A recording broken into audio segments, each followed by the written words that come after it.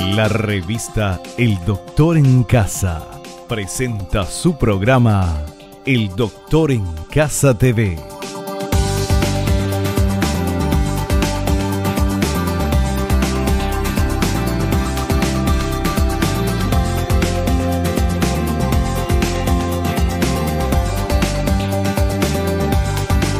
Con la conducción de Vivi Landó.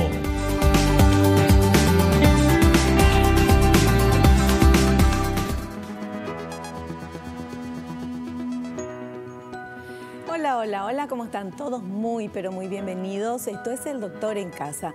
Hoy vamos a hablar de diverticulitis aguda con el doctor José Marín Mazzolo.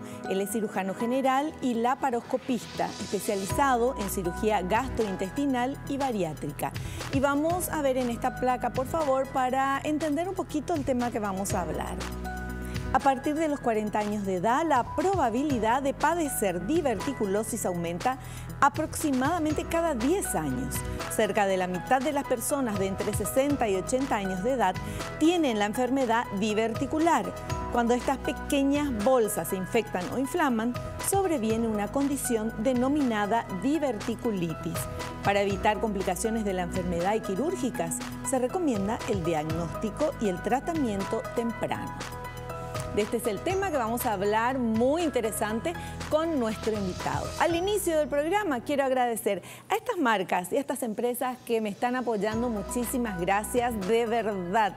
Y también hacer el agradecimiento que hacemos siempre, el ejercicio de la gratitud, agradeciéndole a Dios por el don de la vida, por el amor, por la salud, por la familia, por los amigos, por el trabajo, por los compañeros de trabajo, por la posibilidad que tenemos del regalo de un día más de vida y qué hacemos con esas 24 horas. Ojalá las utilicemos de la mejor manera. Nosotros estamos felices de estar aquí junto a vos en El Doctor en Casa. Que sean todos bienvenidos. Hacemos un pequeño corte, reciba a nuestro invitado y enseguida estamos de vuelta. El tema re interesante, diverticulitis aguda.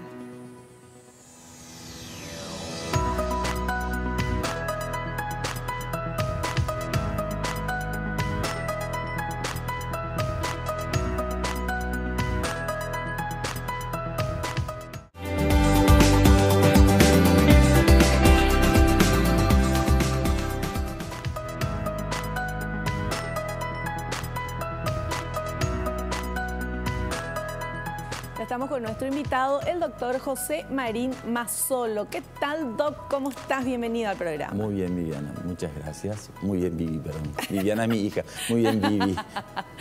Súper bien, gracias a Dios. Y qué gusto tenerte aquí una vez más para hablar de este tema. A mí me asusta diverticulitis aguda porque conocí personas que tuvieron esto y tuvieron un desenlace no muy bueno. Entonces, me parece un tema súper importante porque decía al inicio la placa que atendido a tiempo no hay problema. Claro. Y se cree que, o sea, tiene fama de una enfermedad de los viejos, sí. Pero realmente con los cambios dietéticos actuales, ¿verdad? Evidentemente está apareciendo en etapa cada vez más joven. Y es, digamos, una transición entre lo que es el colon espasmódico, la presencia de divertículos y la diverticulitis, que es ya la complicación. Divertículos podemos tener todos, pero lo que hay que evitar es justamente llegar a la etapa de diverticulitis. Y si llegas a esa etapa, un tratamiento temprano puede hacer que no sea necesaria una cirugía, ¿verdad? Divertículos que son como unas bolsitas que se arman, ¿verdad? Sí, como se forman. Unos saquitos, como unas bolsitas que emergen del intestino, ¿verdad? Atraviesan la pared muscular del intestino y salen como unas bolsitas afuera, ¿verdad? Realmente el intestino lo es muy delgado, ¿verdad? Separa lo que es la materia fecal del resto de la cavidad, ¿verdad? Pero esas bolsitas son aún más delgadas. Tienen menos de un quinto, un sexto del grosor del propio intestino, ¿verdad? Entonces, lo que separa la materia fecal que puede llegar a anidar en ese lugar del resto de la cavidad es una minúscula membrana que fácilmente se puede infectar y perforar. Claro, o sea, son bolsitas. Sí, son bolsitas. Pequeñitas. Formadas por una sola capa de la pared intestinal. Sí, solamente o sea, la más mucosa, finita. Más finita, sí. Con materia fecal adentro. Y evidentemente porque comunican con la luz intestinal. Sí. Y si eso se rompe o lo que sea, infecta el organismo, ¿verdad? Claro. Produce una peritonitis. Ajá. Produce una peritonitis. Bueno. Lo normal es que vaya evolucionando progresivamente, pero finalmente, si no se trata a tiempo, termina produciendo una peritonitis. Claro. Ahora, ¿uno no siente que tiene eso o no? Cuando es divertículos no sentís nada, ¿verdad? Generalmente las personas con divertículos tienen un pasado de colon espasmódico, ¿verdad? Colon irritable. Entonces tienen alternancias de diarrea y constipación, diarrea, ¿verdad? O sea, tienen un arrastrado eso, ¿verdad? Pero cuando se infecta sí lo sentimos porque se inicia con un dolor, como si fuese un dolor en espejo del apéndice, ¿verdad? Así como el apéndice del lado derecho, este es del lado izquierdo, un dolor que va aumentando progresivamente. A veces ese dolor, como el colon, esa parte del colon es muy así enrollada sobre sí, a veces se ubica en la parte media y el dolor da en la parte media, donde puede confundirse con una infección urinaria, ¿verdad? Problemas en la zona de la vejiga, está luego en contacto con la vejiga, entonces puede dar síntomas tipo urinarios, ¿verdad? ¿Y cómo un médico descubre que la persona tiene divertículos? Divertículos se descubre en el curso de un chequeo, por ejemplo, endoscópico, en el cual el endoscopista informa presencia de divertículos de acuerdo a los segmentos intestinales. El colon, como sabemos, tiene toda una zona grande, abarca una zona grande que es el lado derecho para el colon ascendente, el transverso que ocupa toda la parte que atraviesa el abdomen de lado a lado, y después el colon descendente y el colon sigmoide. La zona de mayor frecuencia de aparición de estos divertículos es en el colon sigmoide. Se le llama sigmoide porque tiene la forma de una S, digamos, ¿verdad? Es una cosa así enrollada sobre sí mismo, ¿verdad? Es móvil, ¿verdad? A diferencia del resto del colon, que el transverso también es móvil, pero el resto del colon es fijo, ¿verdad? Y el sigmoide se puede mover fácilmente, entonces puede ocupar otros lugares y estimular otras enfermedades, ¿verdad? Entonces los divertículos están ahí, ¿verdad? Eso puede determinarse a los 40, 50 años, uno tiene que hacerse por lo menos una endoscopía, colonoscopía, ¿verdad? Para determinar si uno tiene pólipo, etcétera, y generalmente se informa. Entonces uno ya sabe que tiene divertículos, ¿verdad? O sea, entre los 40 y los 50 años, aunque estemos re sanitos, ¿tendríamos que hacernos laparoscopía? ¿O no, cómo es? Una una colonoscopía. Colonoscopía, para ver qué onda, cómo está ahí, ¿verdad? Claro. Ya. Puede ser el momento en que empiezan a aparecer los pólipos intestinales que tienen que ser resecados y que se pueden resecar en el mismo estudio, ¿verdad? Porque de esos pólipos pueden eventualmente desarrollarse el cáncer de colon, ¿verdad? Claro. Perfecto. Bueno, y tenemos, yo ya le pregunté todo al doctor, pero ahora tenemos para recalcar otra vez nuestros materiales, este primer material, por favor. Adelante. Los divertículos son una protrusión de unos pequeños sacos que emergen de la pared intestinal. La presencia de divertículos se denomina diverticulosis colónica y se presenta en 30% de las personas a los 60 años. Este porcentaje sube a 65% en los mayores de 80 años. Puede presentarse en personas más jóvenes, pero su frecuencia en menores de 40 años es del 2 al 5%. Que aparece en una etapa, digamos, de madurez de la persona, ¿verdad? Y es normalmente uno no se percata de eso, al menos que tenga una crisis diverticular, ¿verdad? Claro. A menos que tenga una crisis diverticular. Bueno, ¿y eso por qué a esa edad aparece? ¿Es normal que aparezca? ¿Tiene algo que ver la alimentación? ¿Tiene algo que ver el estilo de vida? ¿Algo? O sea, ¿qué podemos hacer para que no nos aparezca, por ejemplo? Sí. Está muy relacionado con el tema de una alimentación sin fibras. Nuestra alimentación es una alimentación que va perdiendo progresivamente la fibra. Era, por lo menos ahora hay como una regresión y todos los alimentos tratan de tener fibras en su interior, ¿verdad? Pero los alimentos sin fibras hacen de que el intestino no pueda trabajar con tranquilidad, o sea, cómodamente, digamos, ¿verdad? No tiene un material sobre el cual trabajar y eso produce excesos de presiones que hacen que los pequeños orificios que tienen en el colon permitan la salida de esos sacos, que son los divertículos. Ya, perfecto. Hay también te voy a decir, una situación hereditaria, digamos, ¿verdad? O sea, en general las personas que tienen divertículos, sus hijos también es muy probable que tengan divertículos, etcétera. O sea, hay como una debilidad probablemente parietal en el colon que permite también la aparición de estos divertículos. Pero es interesante saber eso, porque de repente el abuelo tuvo o el papá, entonces mejor ya ir cuidándonos. Sí, la historia familiar tiene mucha importancia para orientar el diagnóstico, ¿verdad? Tanto así que una especialidad que es la medicina familiar hace toda una historia familiar y ayuda a comprender, porque si bien uno tiene la carga genética del padre y de la madre, ¿verdad? Y del abuelo, los abuelos paternos y los abuelos maternos, ¿verdad? Pero uno puede darse cuenta de que hay muchas enfermedades que se repiten en los hijos. Claro, y lo que hay que hacer es, cuando uno se da cuenta que hay enfermedades que se repiten en la familia, es tomar el toro por las astas y decir, bueno, ¿qué tengo que hacer yo para que esto no me pase a mí? Claro. Y está comprobado que el medio ambiente y lo que nosotros comemos implica muchísimo en tener ese tipo de enfermedad o no. Así mismo. Lo que uno elige para comer tiene mucho que ver, ¿verdad? Y ahora es fácil conseguir comidas que complementen. Por ejemplo, nosotros comemos mucha carne. La carne prácticamente no tiene fibra, ¿verdad? Sí. Entonces, ¿con qué acompañamos la carne, el asado con mandioca? Que muy poca fibra tampoco tiene, ¿verdad? Entonces, es muy importante acompañar con ensaladas, ¿verdad? Acompañar con ensaladas, sobre todo verduras que tienen muchas fibras y que nos ayuden a mezclar, digamos, esa carne que comemos con un material fibroso y le ayuda a trabajar al colon sobre eso.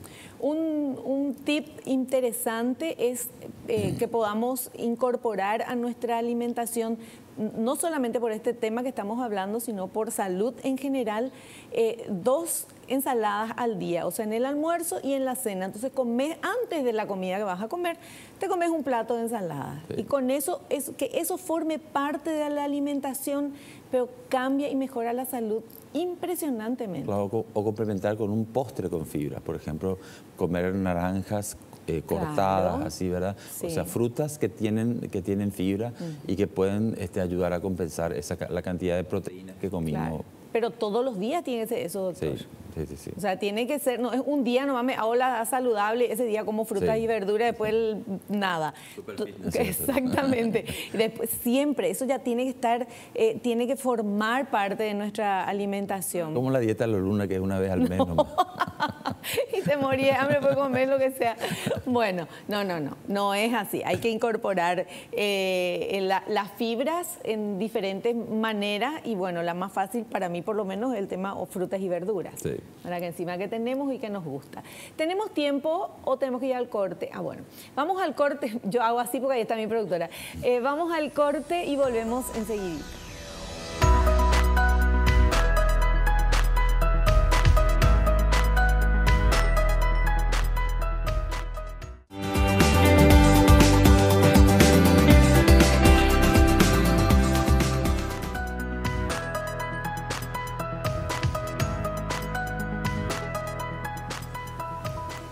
Continuamos hablando con nuestro invitado, doctor José Marín Mazzolo, cirujano general y laparoscopista especializado en cirugía gastrointestinal y bariátrica. El tema de hoy, diverticulitis aguda. Y ahora vamos con ese material que habla justamente de la diverticulitis aguda. A ver. La diverticulitis aguda consiste en la inflamación e infección de los divertículos colónicos, habitualmente mucho más frecuente en el colon sigmoideo, cuarto segmento, ubicado en el costado inferior izquierdo del abdomen y el colon descendente, pero pueden ubicarse en cualquier lugar del marco colónico, así como también, aunque más raramente, en el intestino delgado. Esta es una enfermedad prácticamente del colon, ¿verdad? Lo del intestino delgado es simplemente para citar de que existe, es una rareza, digamos, pero es sobre todo una enfermedad del colon, ¿verdad? Que es el órgano que tiene la función de quitar agua de la materia fecal, ¿verdad? Y darle la forma característica, ¿verdad? O sea, es el órgano que se encarga de quitarles electrolitos y agua y exprimir al máximo, digamos, sacar lo que sirve y exprimir, sí, y que salga. Pero sobre todo en la onda del agua y los electrolitos, claro, porque el resto ya se absorbió por el resto del intestino, ¿verdad? Sí, sí. Y en esta parte terminal, en el lado izquierdo, está el colon descendente que baja desde acá, y luego el colon sigmoide, que es móvil, ¿verdad? Es donde más frecuentemente se ubican y no solamente se ubican más frecuentemente ahí, sino que son los divertículos que más se infectan, ¿verdad? El resto, uno puede tener diverticulitis en todo el colon, diverticulosis en todo el colon, pero la zona afectada siempre es esa zona del sigmoide. ¿Y eso por qué? ¿Por el contenido o por qué? Probablemente debe ser porque en esa zona ya el contenido es casi sólido, ¿verdad? Está mucho tiempo, hay personas constipadas que quedan mucho tiempo la materia fecal en ese lugar, ¿verdad? Lo que no se absorbió puede tener de repente ser fibras que no disueltas, ¿verdad? Pedazos. Y hay veces que pueden haber espinas, por ejemplo, en el caso de los consumidores de pescado, ¿verdad? También pueden ocasionar perforación, ¿verdad? Sí. Doctor, hablando de personas que no van de cuerpo todos los días y que les parece que es normal, porque mucha gente dice, no, así nomás, yo me voy una vez a la semana o 2 veces a la semana.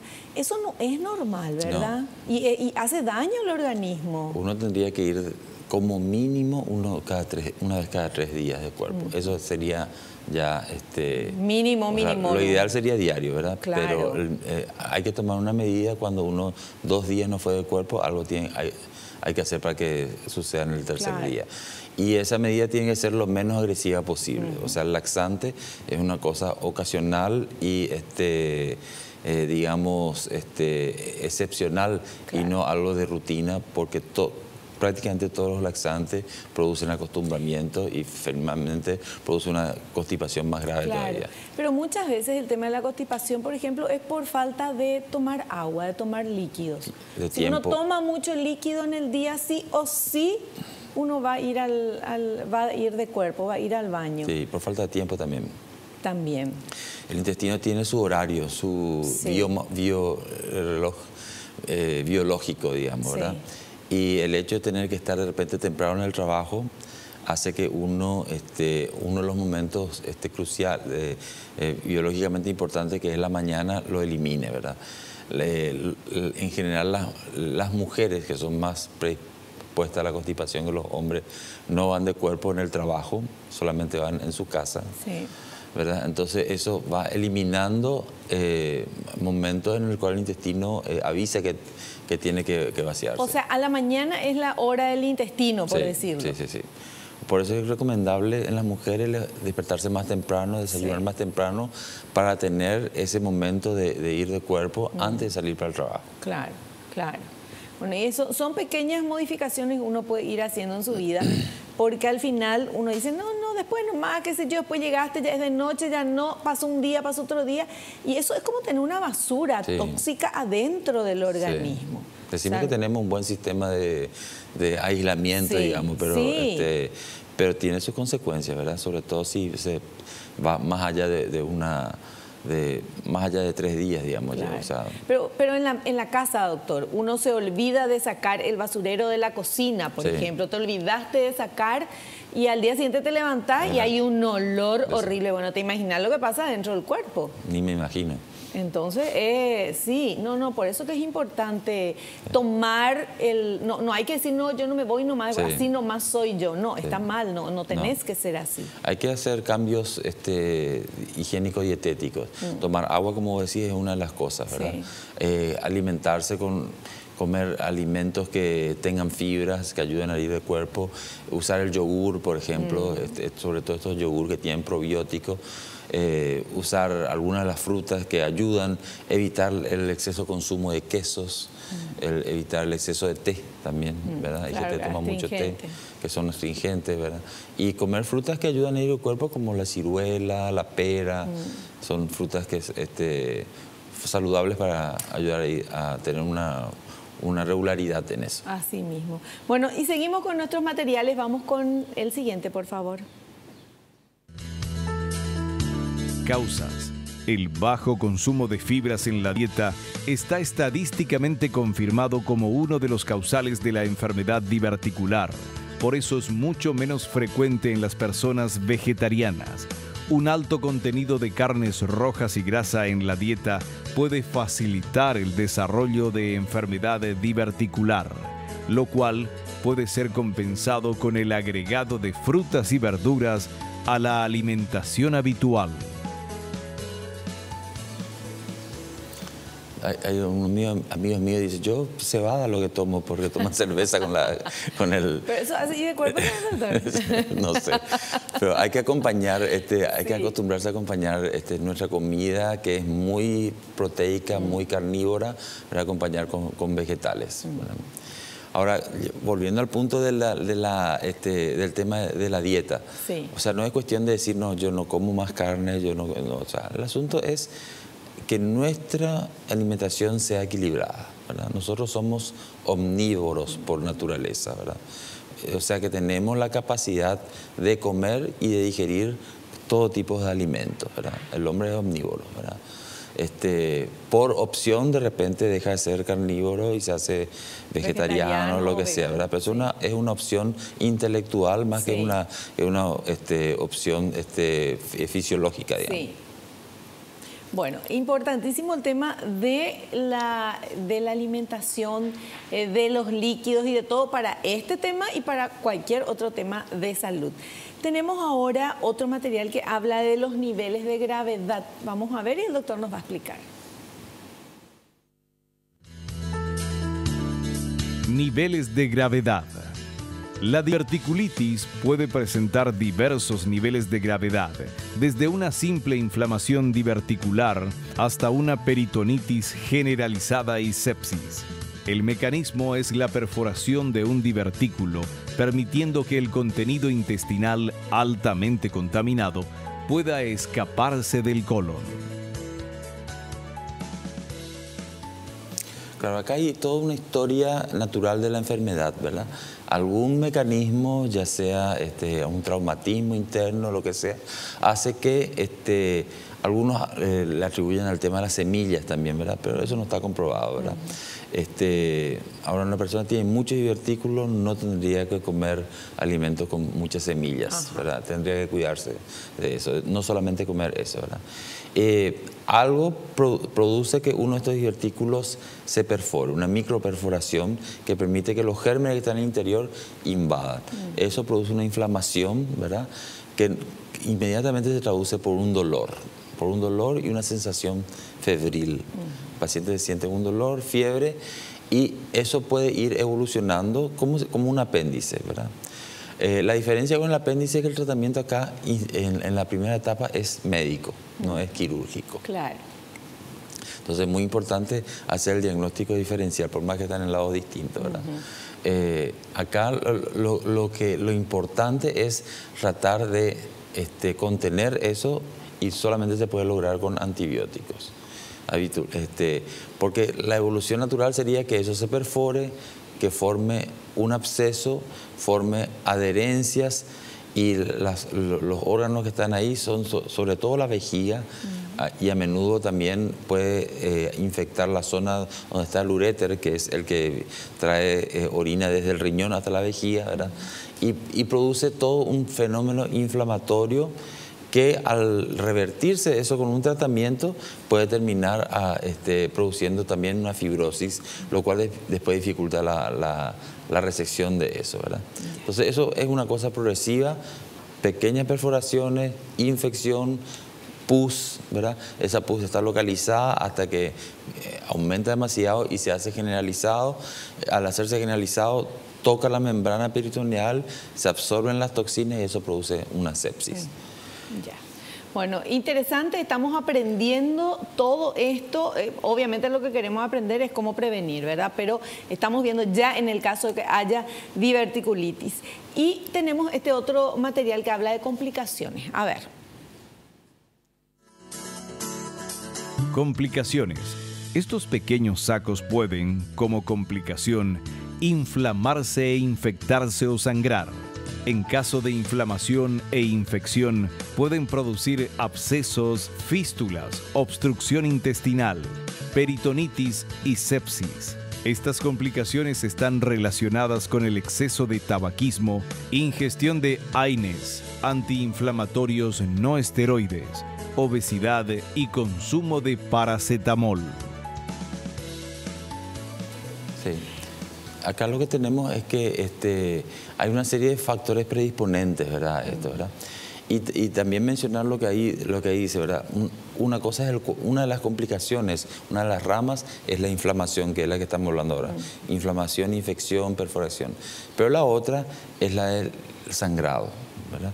Una de las causas frecuentes del sangrado colónico así masivo es un divertículo que ¿Y eso sale en la materia fecal? Sale en la materia fecal, sale en la materia fecal y sale en forma de sangre roja normalmente, ¿verdad?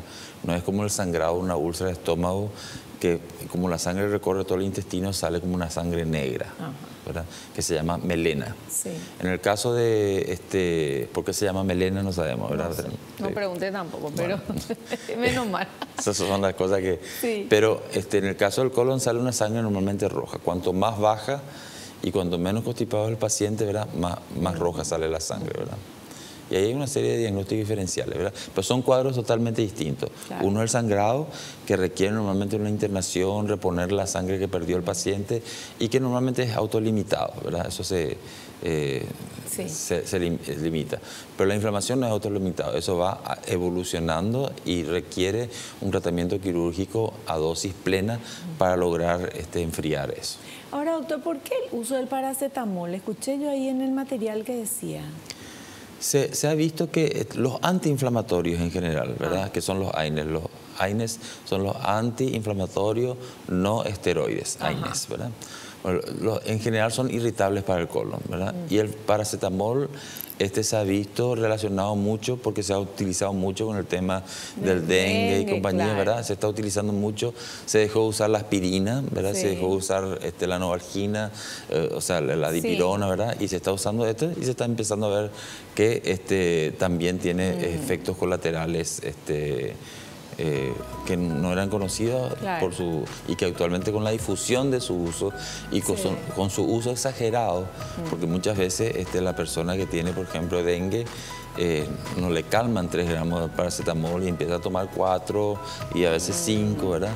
Y ahí es donde podemos tener una falla hepática o hemorragias. Bueno, es importante saber eso, o sea, el paracetamol no es tan así inocuo como uno pensaba.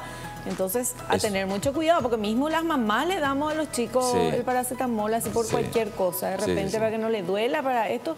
O sea, es importante. Otro tip más que aprendimos hoy. O sea, uno tendría que tener mucho cuidado con medicamentos que toma durante mucho tiempo, ¿verdad? La ingestión así, una pastilla, no, ¿verdad? Pero claro. Si vos resulta que tienes una jaqueca y estás tomando paracetamol durante prácticamente todas las semanas, todos los días, compañía, algo eso te va a hacer, ¿verdad? Perfecto. Hacemos un pequeño corte. A la vuelta continuamos charlando el tema re interesante. Volvemos ya.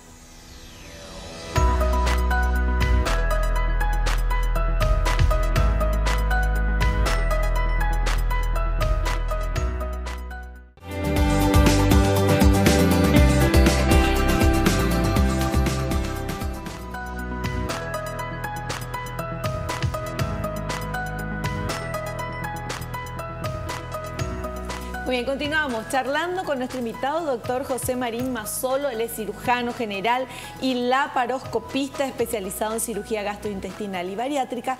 Está hablándonos de la diverticulitis aguda. Ahora queremos saber cómo se diagnostica y se dice, es esto.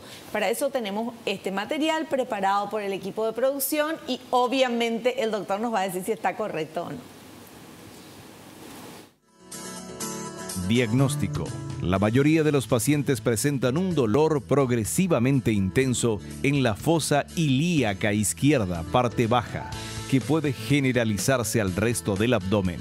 Habitualmente el colon se vuelve palpable. La fiebre y el aumento de los glóbulos blancos ayudan a la confirmación del diagnóstico. Antes se usaba la radiografía del colon por enema opaco como método auxiliar, pero actualmente está proscrita en periodo agudo. La tomografía abdominal sin contraste es el método ideal para confirmar el diagnóstico.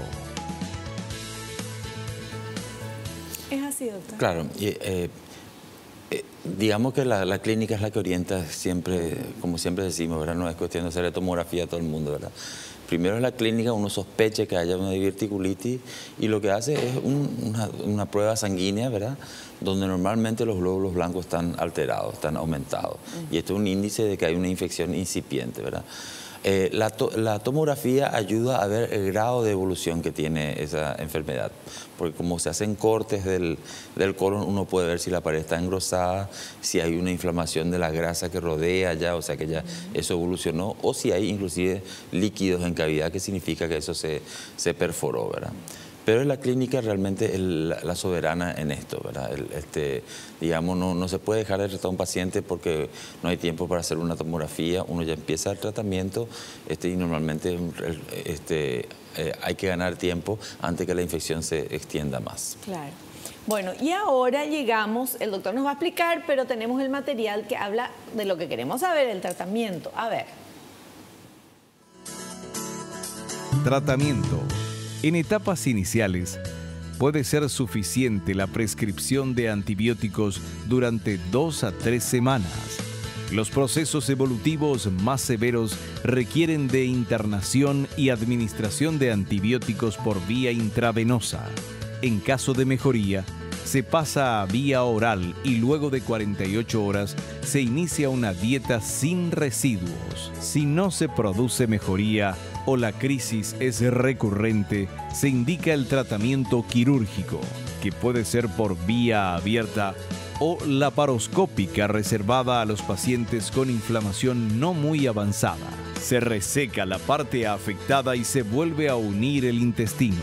Cuando no es posible, se recurre a una colostomía temporal y otra cirugía 3 meses después para volver a conectar el colon y cerrar la colostomía.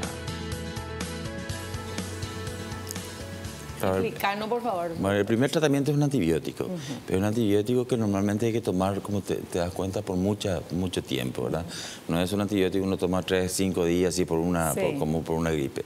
Normalmente hay que tomar durante unas 2 semanas, a veces 3 semanas, y debe ser controlado el grado de disminución hacia dónde evoluciona eso, si realmente está haciendo efecto o no, ¿verdad? La persona que tiene 1 o 2 crisis, y sobre todo en los jóvenes, hasta a veces en la primera crisis, ¿verdad? Si es muy intensa, se recomienda ya un tratamiento quirúrgico. Cuanto mayor es la expectativa de vida de la persona, uno tiene que ser más quirúrgico, claro, ¿verdad?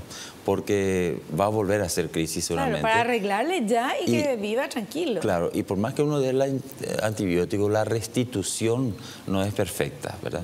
O sea, se va produciendo cada vez más fibrosis y adherencias y involucra otros órganos, ¿verdad? Y el colon tiene una cercanía muy grande con la vejiga y con el uréter, ¿verdad? El tubito que viene del riñón hasta... Y se puede poner en riesgo ese uréter, y la lesión del uréter es una de las digamos, complicaciones fáciles que fácilmente se pueden dar en la cirugía del colon, ¿verdad? Entonces, cuanto antes se opere la persona, es mucho más fácil lograr, en primer lugar, una restitución de primera, digamos, o sea, quitar la zona afecta y volver a unir el intestino. Cuando la infección es muy grande, a veces hay que dejar una colostomía. Cuando la infección es mucho más grande, inclusive, lo que uno hace es hacer una colostomía mucho más antes, en la parte derecha del colon, ¿verdad? De modo que esto quede totalmente aislado durante un tiempo. Al quedar aislado, eso se recupera mucho mejor. Y posteriormente se trata esa zona y se cierra en el mismo momento la colostomía o se cierra en una tercera operación. O sea, acá las operaciones seriadas eran la regla antes, ¿verdad? Ahora se está ganando mucho más para las operaciones de una sola, en un solo tiempo, ¿verdad? La laparoscopía tiene varias, digamos, utilidades en esto, ¿verdad? Se puede hacer resecciones colónicas de una por laparoscopía. Los costos son muy altos porque los elementos que se utilizan para unir el intestino son muy altos, ¿verdad? Entonces lo que se hace es ayudar a la laparoscopía en aquellas para evitar tener que hacer una cicatriz muy grande. ¿Cómo se hace eso? Antes, para sacar un colon, uno tenía que hacer un corte desde arriba hasta abajo, ¿verdad? Porque uno tenía que llegar hasta arriba para bajar a veces el intestino, ¿verdad? Y lo que se hace con la laparoscopía hacer algunos pasos que facilitan eso, de modo que finalmente uno quede en una operación solamente en la parte inferior, ¿verdad? Entonces el colon se lo anastomosa afuera, ¿verdad? Y si las condiciones se dan, y se lo vuelve a introducir adentro y queda solamente una cicatriz tipo cesárea de urgencia, esas subumbilicales, ¿verdad? Perfecto. Bueno, ese es entonces el tratamiento quirúrgico. Ese es el tratamiento quirúrgico. Y hubo una parte que decía, no sé cómo es esa palabra, que le queda la bolsita acá. En el caso que uno tiene, uno encuentra muchas dificultades, ¿verdad? Y que uno se da cuenta de que va a trabajar en un tejido que no es sano. Realizar anastomosis en tejidos muy inflamados no funciona. No es recomendable porque no funciona, se abren, ¿verdad?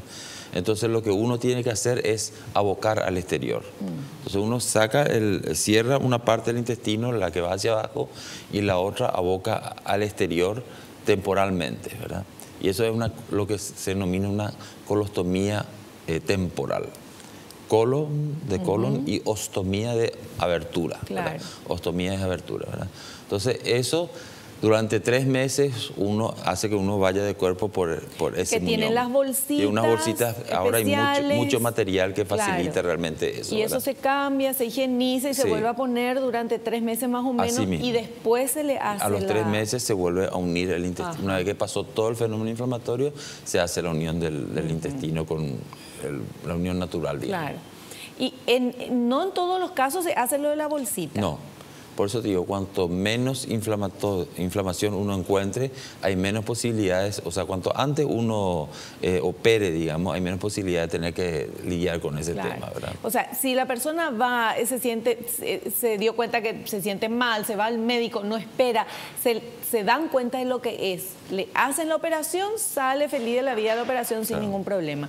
Si esperó, si eso ya está infectado, si ya el médico va a decidir, entonces se le pone esta bolsita de por fuera por 3 meses más o menos y luego se hace la operación. Sí, lo que suele ocurrir, Vivi, es que la persona hace una crisis, ¿verdad? Y uno le dice, mira, hiciste una crisis, tenés que cuidarte, qué sé yo. La persona al año viene con otra crisis, ¿verdad? Por decir, bueno, volvemos a hacer antibióticos, te tenés que operar, qué sé yo. La gente no se opera. Ya. ¿Verdad? Entonces viene ya con una tercera crisis. Pero hay que avisarle a esas personas, seguramente le avisás, ¿verdad? Pero vamos a decirle nosotros acá que mejor nomás ya operarse, porque si no van a tener que pueden tener eso de tener la bolsita por afuera durante 3 meses. Puede complicar mucho más la operación, ¿verdad? Sí. O sea, tú te imaginas, tenés que tener una cosa que socialmente si se puede complicado. Evitar, pudiéndose evitar, eso es lo que pasa. Sí, así mismo. Entonces nos damos cuenta cómo somos los seres humanos, ¿verdad? Que no, cuando hay un problema es como que no queremos enfrentar ese problema y decimos, no, ya me va a pasar, ya me va a pasar, ya me va a pasar y seguimos. Claro, lo que pasa con el antibiótico te pasa. Claro. Y vos ya estás feliz, vos crees que zafaste del tema, qué sé yo, pero eso sigue ahí, ¿verdad? Esa predisposición sigue. Y de repente malos hábitos alimenticios, etcétera, puede hacer que vuelva a reproducirse, pero cada reproducción es un daño mayor y una dificultad más que puede en el momento operatorio convertirse en la necesidad de tener que hacer un drenaje, una ostomía. Claro. Ostomía es el nombre que no me acordaba yo. Ostomía. Bueno, perfecto. La musiquita nos indica que tenemos que ir al corte. A la vuelta tenemos consultas de ustedes para nuestro invitado.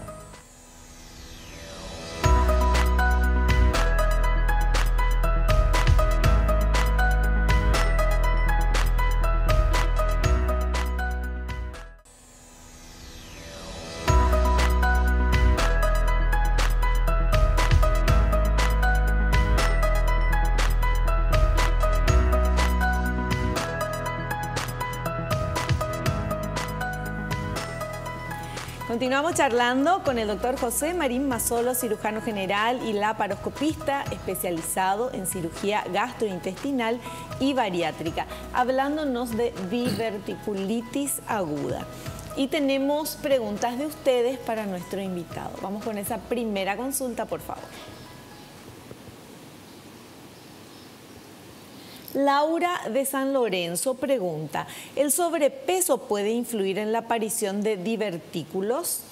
Hay una relación, entre el sobrepeso, sobre todo no tanto el sobrepeso, sino la obesidad realmente, ¿verdad? Sí. Y la aparición de divertículos. No sabemos que tenga que ver, pero probablemente tenga que ver con la dieta, ¿verdad? Ambos son causados por una dieta excesivamente rica en hidratos de carbono, etcétera, ¿verdad? Pero sí, lo que hay que tener en cuenta es que el sobrepeso complica tremendamente quirúrgicamente el tratamiento, ¿verdad? La grasa es un tejido que se defiende muy mal de la infección, ¿verdad? Entonces, cuando uno tiene que operar a una persona obesa, el riesgo de infección y el riesgo de complicaciones es mucho mayor. Debe ser más difícil también operar a una persona obesa, o sea, con más grasa, que vos tenés que encontrar el órgano y hay grasa, porque sí. Acuérdense, lo que comemos asado, vos ves la grasita esa ahí y bueno, eso mismo, así mismo es la grasa que tenemos así los seres humanos, ¿verdad? Sí, así mismo. Puede ser finita que puede ser mucho más gruesa. Así mismo, sí. No, la obesidad es realmente una dificultad. Yo tenía un profesor de cirugía que decía, los gordos se tendrían que operar entre ellos, decía él. Porque era muy difícil, sí. Les hacía sudar más a los cirujanos. Pero la realidad es que es un desafío la obesidad para el cirujano, ¿verdad? Para el manejo de los tejidos hay que ser mucho más cuidadoso. Hay que, es un paciente de mayor riesgo, ¿verdad? La obesidad complica bastante todo el proceso quirúrgico. Porque lo que a mí me llamó la atención, hablando con el doctor en diferentes programas, es como él nos explicaba, no, porque ahí tenemos que buscar, porque claro, nosotros lo que aprendimos, la figurita del cuerpo humano con todos los órganos, es como que está así, todos separaditos y puestos como el dibujito. Sin embargo, la realidad no es esa, ¿verdad? Tanto uno encima de otros medio mezclados, sí.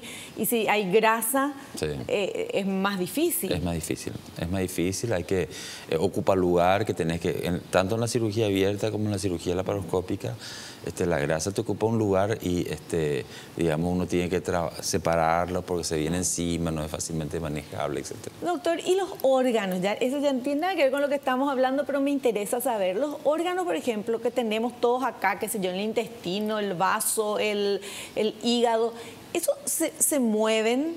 Están móviles, sí. La mayoría están móviles. O sea, no sé, yo salto y eso se mueve. O un día está acá y el otro día puede estar un poquito más a la derecha, un poquito más a la izquierda. No, los órganos están, ¿cómo te voy a decir? No sé si conoces esos plásticos que uno pone en la ropa y le chupa el aire y quedan todos pegados. Bueno, así están todos pegados, están en una bolsa y están contenidos en esa bolsa. O sea que se mueven todos en conjunto, no es que están... o sea, no es que el hígado se puede ir de repente un poco más a la derecha, a la izquierda. Aparte, cada órgano tiene su ligamento que lo sujeta a algún lugar. Claro. Por ejemplo, el hígado tiene los ligamentos que lo sujetan a la pared posterior del abdomen, el vaso tiene su ligamento que va al páncreas. Pero están todos pegaditos, entonces. Están uno al lado de otro, pero están separados porque cada uno tiene su cobertura, su envoltura de peritoneo, que es como un plástico que les rodea a cada uno. Y cuando se dice que hay grasa no sé qué, hay entre los órganos. Claro, la grasa, la mayor parte de la grasa está en el retroperitoneo, o sea, en la parte posterior de los órganos, o si no, dentro de la cavidad peritoneal, lo que llamamos el epiplom. ¿Te acuerdas que hablamos del epiplom que se torcía y todas esas cosas? Claro. El epiplom es como un delantal de grasa que, digamos, rodea a todos los órganos en general y que actúa como un tapón cuando de repente... Terminó el programa. ¿Por qué? Bueno, terminó el programa. Yo estaba mirando dónde están los órganos. Bueno, doctor, gracias por tu presencia. Muchísimas gracias, de verdad, y te esperamos en un próximo programa. Muchísimas gracias. Gracias, Vivi. Bueno, nos despedimos hasta el próximo programa. No te olvides, naciste para ser feliz, no te conformes con menos. Chao, chao.